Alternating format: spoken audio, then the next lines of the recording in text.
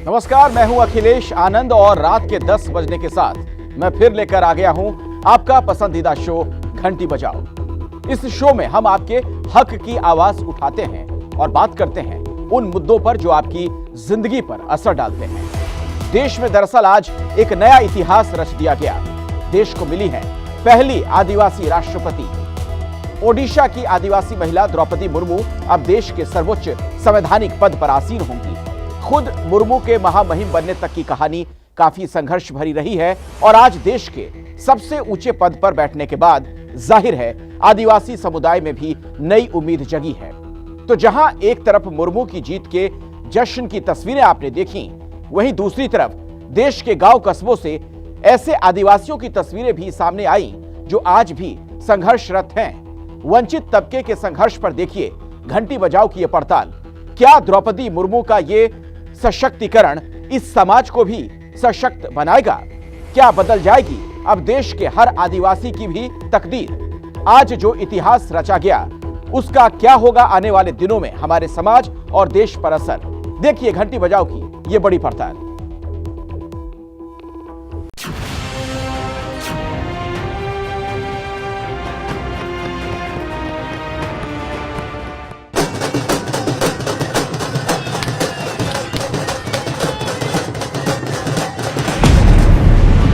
द्रौपदी मुर्मू ने रच दिया है इतिहास।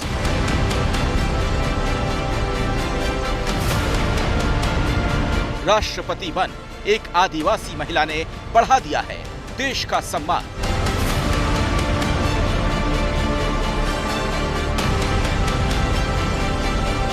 बदली देश की तस्वीर। क्या बदल जाएगी अब हर आदिवासी की तकदीर? राष्ट्रपति चुनाव में यशवंत सिन्हा को पीछे छोड़ द्रौपदी मुर्मू ने राष्ट्रपति भवन का रास्ता तय कर लिया।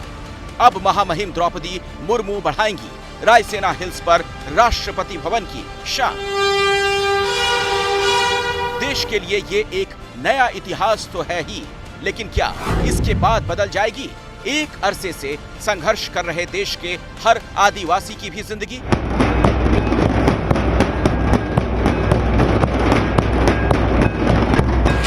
गुरुवार सुबह से ही देश ने देखी जगह जगह द्रौपदी मुर्मू की जीत के जश्न की तस्वीरें। कहीं लड्डू बटे, कहीं नाच गाना हुआ। ओडिशा में उनके घर से लेकर राजधानी दिल्ली तक उत्साह के साथ द्रौपदी के चुने जाने पर देश की जनता खुश दिखी, जिसमें आदिवासी समाज के लोग भी शामिल थे।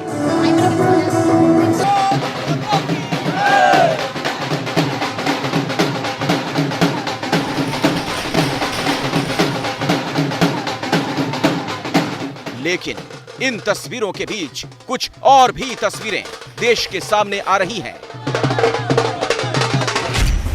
ऊपर दिख रहा है देश के सबसे ऊंचे पद पर आसीन हो चुकी द्रौपदी मुर्मू के राष्ट्रपति बनने पर जश्न की तस्वीरें, तो नीचे वो तस्वीरें जो देश के ही दो दूसरे राज्यों से आईं। आदिवासी बच्चे, महिलाएं जान जोखिम में डालने को मजबूर और एक आदिवासी का अपनी जमीन पर सरकारी स्कीम का सरोवर बनने का दर्द।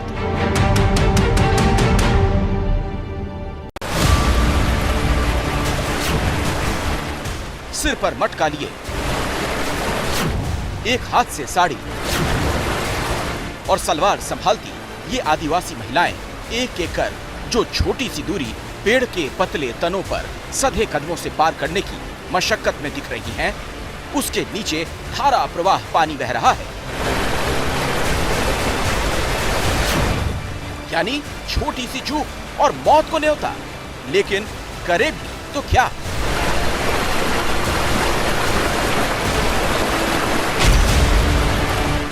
ये है महाराष्ट्र के नासिक के सावरपाडा गांव की तस्वीर।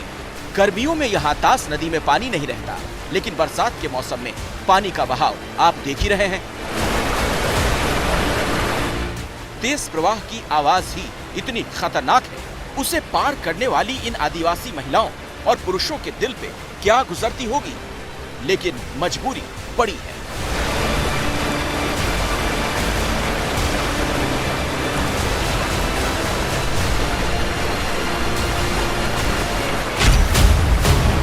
अदर असल नासिक के त्र्यंबकेश्वर तालुका में तास नदी पर एक पुल बनाया तो गया, लेकिन पुल बहती बारिश में ही बह गया।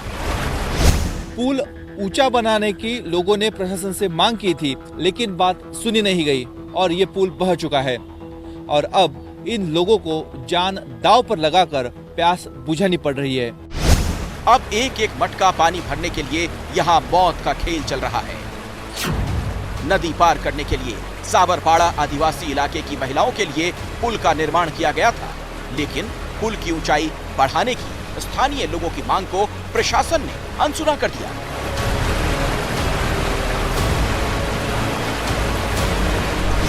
पाऊस जास्त आल्यावर जास्त पाणी येतं, मग जिथं नितळ पाणी तिथून आम्हाला न्यावं लागतं। पूल बसवला होता, आम्हाला येणे जाण्यासाठी रस्ता होता, पण पहिलेच पाण्याने नेला पूल। पुलाचं काम चांगलं पक्क झालं नाही, मग पूलने पाणी घेऊन गेला।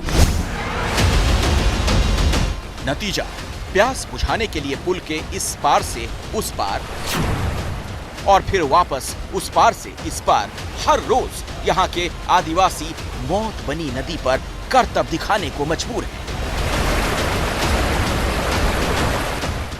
वो भी इस पतले तने पर जो ना जाने कब इनका बोझ उठाने से इनकार कर दे। आदित्य ठाकरे सर इथं येऊन गेले, त्यांनी सांगलं तिथं विहीर दाखवली, इकडे बोर दाखवला होता, ते काहीच झालं नाही।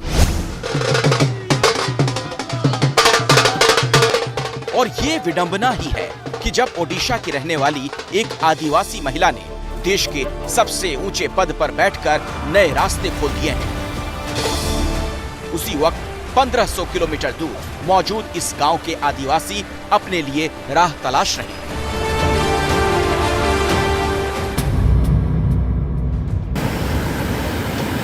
नासिक की ही सावरपाड़ा की ये तस्वीरें भी देखिए। गुलाबी सफेद स्कूल ड्रेस में आपको इस आदिवासी इलाके की कुछ छात्राएं दिख रही हैं। इनके पीछे भी जन सैलाब सा उमड़ा है जो पानी के सैलाब को पार करेगा।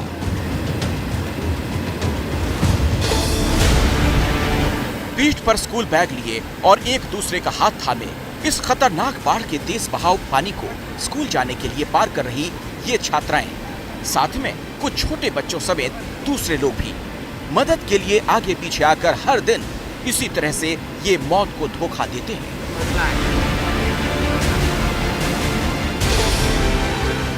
इस बहाव का अंदाजा इसे देखकर लगता है और जमीन पर पैर जमाने की जगह भी दिख रही है। पतला सा रास्ता, इधर उधर फिसलने का मतलब है बहाव के हवाले हो जाना, लेकिन सांसें थामे ये आदिवासी इसे पार करने को मजबूर है। तस्वीरें नासिक के सावरपाड़ा आदिवासी बहुल इलाके की है और हकीकत यह है कि नासिक के त्र्यंबकेश्वर सुरगाना तहसील के कई गांवों के बच्चों को हर रोज इसी तरह स्कूल में जाना पड़ता है। जानकारी के मुताबिक बच्चों के माता पिता और गांव के लोगों ने प्रशासन से पुल बनाने की मांग की थी, लेकिन पुल अब तक नहीं बना है। महाराष्ट्र में कहीं पानी की प्यास, कहीं शिक्षा की आस, यहाँ के आदिवासी लगातार खतरा मोल लेते दिख रहे हैं, लेकिन उन्हें ऐसी मजबूरी में डाला किसने? प्रशासन की तरफ से इन बच्चों की सुरक्षा के लिए कोई भी उपाय या योजना पर अब तक सोचा नहीं गया, जबकि लगातार अभिभावक और गांव के लोग पुल बनाने की मांग कर रहे हैं। स्कूली शिक्षा के लिए इन आदिवासी बच्चियों का जुनून हमें फिर से द्रौपदी मुर्मू की तरफ ले जाता है। ओडिशा की रहने वाली पढ़ी लिखी 64 साल की द्रौपदी मुर्मू आज राष्ट्रपति भवन में बैठने की हकदार बन गई हैं। उन्हें देश के सबसे बड़े पद के लिए चुन लिया गया है। इसी के साथ सरकार की जिम्मेदारी और चुनौती दुगनी हो गई। देश का हर नागरिक, जिनमें ये आदिवासी स्कूली छात्राएं भी शामिल हैं, वो शिक्षा जैसे मूल अधिकार से वंचित ना रहे।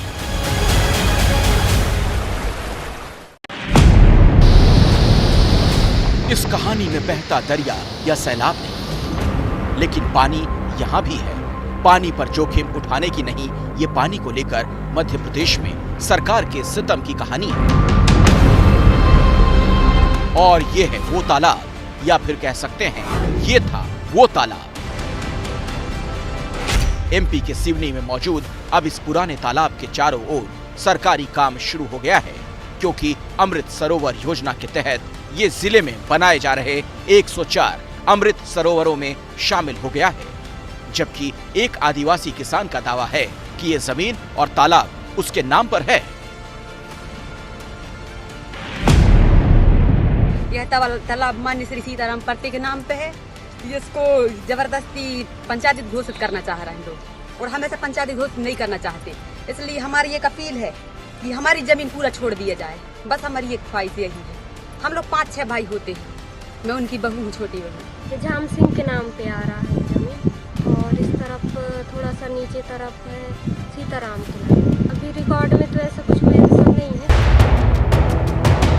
सिवनी के घनसौर विकास खंड के अंदर आने वाली ग्राम पंचायत रमपुरी के खापा गांव का ये पूरा मामला है। यहाँ किसानों के मुताबिक उनकी जमीन पर 20,73,000 रुपए की लागत से अमृत सरोवर बनाया जा रहा है। इस तालाब में पहले से ही पानी भी था। एक बोट बना, यहाँ से बन गया ये बांधान बना, इधर से ऐसा है हमारा, ये पूरा ये वहाँ तक निकल गया। 16 एकड़ है ये पूरा प्लाट। इस मामले की एक और खास बात तो ये है कि जिला पंचायत स्तर से भी प्रशासकीय स्वीकृति दे दी गई। हालांकि पंचायत के सचिव और तकनीकी अमला सरकारी जमीन पर ही अमृत सरोवर बनाने का दावा कर रहे हैं। फिलहाल ग्रामीण यांत्रिकी विभाग के इंजीनियर जांच के बाद कार्रवाई की बात कह रहे हैं। ऐसी कोई बात है तो उसकी जांच करवा लेते हैं। जांच के सामने बाद जो तथ्य आएगा उस पर कार्रवाई की जाएगी। जांच की बात कहकर फिलहाल प्रशासन औपचारिकता पूरी करता दिख रहा है, लेकिन परिवार के इतने सारे सदस्यों वाला आदिवासी परिवार अब कहां जाए? एक तरफ द्रौपदी मुर्मू इनके लिए आशा की किरण बनकर आई हैं, जबकि दूसरी तरफ इनके साथ पेश आ रही नाइंसाफी इन्हें अंधेरे में ही रखे हुए है। हालांकि अब मुर्मू के महामहिम बनने के साथ सरकार को हर आदिवासी की सुध लेनी होगी।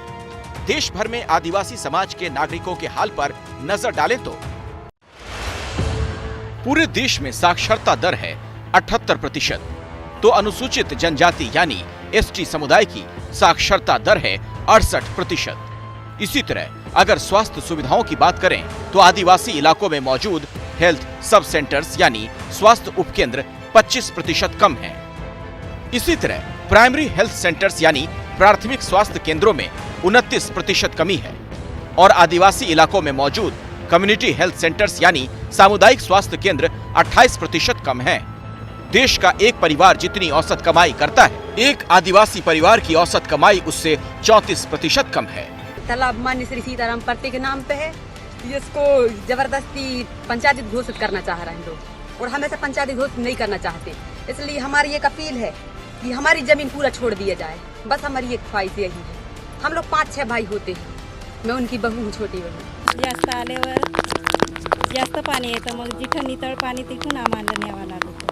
पूल बसवला होता, आम्हाला येणे जाण्यासाठी रस्ता होता, पण पहिलेच पाण्याने नेला पूल। देश का हर आदिवासी सरकार से बड़ी आस रख रहा है, और द्रौपदी मुर्मू के राष्ट्रपति चुने जाने के बाद अब हर नागरिक को उम्मीद है कि बड़ा बदलाव आएगा। घंटी बजाओ की अगली रिपोर्ट आपको दिखाते हैं और बात करेंगे देश के अलग अलग इलाकों में चल रहे अवैध खनन के खेल की। जी हां, हरियाणा के नूह में डीएसपी सुरेंद्र सिंह की हत्या ने यह सवाल खड़ा कर दिया, खनन के असली खलनायक कौन? क्या इसके लिए सिर्फ माफिया ही जिम्मेदार है, या फिर उस माफिया को संरक्षण देने वाला सिस्टम ही? पिछले 48 घंटे में हुई इन 2 दर्दनाक घटनाओं ने एक बार फिर उस सच को सामने लाकर रख दिया जिसकी खबर सरकार को भी है, प्रशासन को भी, लेकिन हर कोई आंखें मूंदे बैठा रहता है। यही वजह है कि देश के हर हिस्से में खनन माफिया के हौसले बुलंद होते जा रहे हैं। हरियाणा के नूह में उसी खनन माफिया ने एक डीएसपी को डंपर के नीचे कुचल दिया, तो राजस्थान के भरतपुर में खनन रोकने की मांग कर रहे एक संत ने आखिरकार आत्मदाह की कोशिश की।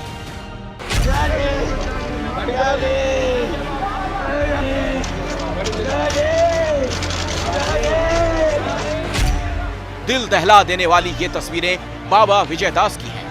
65 साल के विजयदास लंबे समय तक भरतपुर के पसोपा गांव में मंदिर के महंत रहे। इसी दौरान उन्होंने यहाँ हो रहे अवैध खनन के कारण लोगों की मुश्किलों को सुना और फिर वो खुद खनन रोकने के लिए आंदोलन में जुड़ गए। बाबा विजय दास इस इलाके में खनन रोकने के लिए पिछले 550 दिनों से धरना दे रहे थे। इस दौरान अधिकारियों और सरकार से कई बार उनकी बात हुई, लेकिन उनकी मांग पर कोई फैसला नहीं हुआ। 20 तारीख को उन्होंने पेट्रोल छिड़ककर खुद को आग लगा दी। अभी उनकी हालत गंभीर बनी हुई है।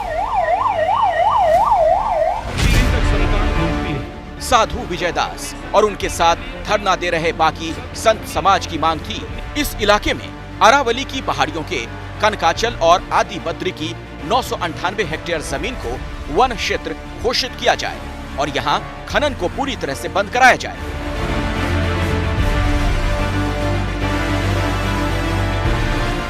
खनन की गति 4 गुना बढ़ गई। जहां 2 क्रशर थे वहां 16 क्रशर लग गए। ओवरलोडिंग की समस्या हो गई। आंखों के सामने जिस जगह को हम बचाने की कोशिश कर रहे हैं, जिसके लिए निर्णय हो चुका है कि ये खनन बंद होना है, वहाँ उसको इतना बुरी तरीके से समाप्त किया जा रहा है। तो हमें लगता है कहीं ना कहीं ये कारण रहा है इन साधुओं की पीड़ा का। अब सरकार इनकी मांगे मानने के लिए तैयार हो गई है, पर सवाल है इतने समय तक क्यों नहीं सुना। और ये कहानी किसी एक राज्य की है नहीं। अरे घोड़ा बढ़ा दे, बढ़ा दे, अरे बढ़ा दे, घोड़ा आगे बचा लिया, अरे लियो।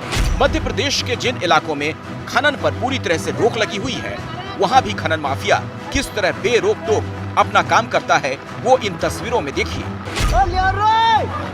अरे घोड़ा बढ़ा दे, बढ़ा दे, अरे बढ़ा दे, घोड़ा आगे बचा लिया, अरे लियो। भिंड की सिंधु नदी में अचानक आई बाढ़ ने यहाँ हो रहे अवैध खनन की पोल खोल दी। पानी के तेज बहाव में फंसे ये वो ट्रक हैं जो यहाँ से रेत लूटने के लिए आए थे। नंबर डूब चुके हैं यहाँ पर, कम से कम 500 गाड़ी होंगी। देखो गाड़ी क्या हालत है। अभी ये 3 ड्राइवर निकल गए हैं रस्सी के सहारे से। देखो अभी गाड़ी पूरी खदानें भरी हैं, कम से 500 गाड़ी होंगी यहाँ पर।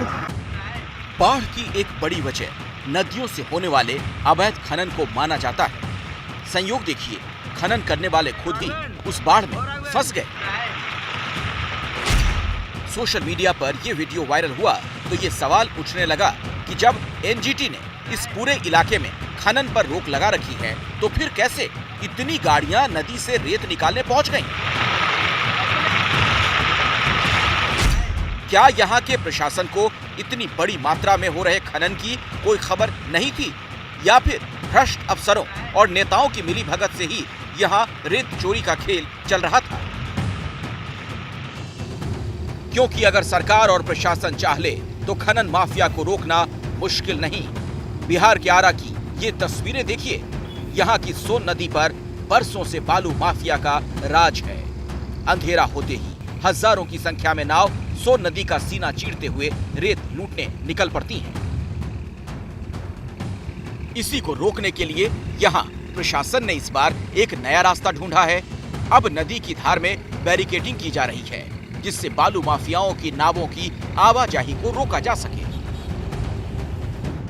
साफ है, अगर पूरा सिस्टम एक साथ मिलकर खनन माफिया पर लगाम लगाने में लग जाए तो अवैध खनन को रोका जा सकता है। लेकिन होता यह है, इसी सिस्टम के कुछ लोग माफिया को शह देते हैं और इसी की सजा मिलती है उन ईमानदार अधिकारियों को जो खनन माफिया के खिलाफ खड़े होते हैं, जैसा डीएसपी सुरेंद्र सिंह के साथ हुआ। जी, यही बड़ी बात है कि यही सिस्टम किसी भी अपराधी को इतना बड़ा बना देता है कि वो पुलिस वाले पर भी हमला करने से बाज नहीं आता। ये हैं शर्मा जी, जो रात का खाना और देश दुनिया की सुर्खियां दोनों लेते हैं सुमित अवस्थी के साथ। अब ये हैं इनके पड़ोसी बैनर्जी साहब। मिष्टी दोई खाते खाते पूरा बंगाल जान लेते हैं सुमन दे के साथ। इनकी तरह आप भी देखें अपने फेवरेट न्यूज एंकर को एक ही ऐप पर और डाउनलोड कीजिए एबीपी लाइव ऐप अपने स्मार्ट टीवी पर।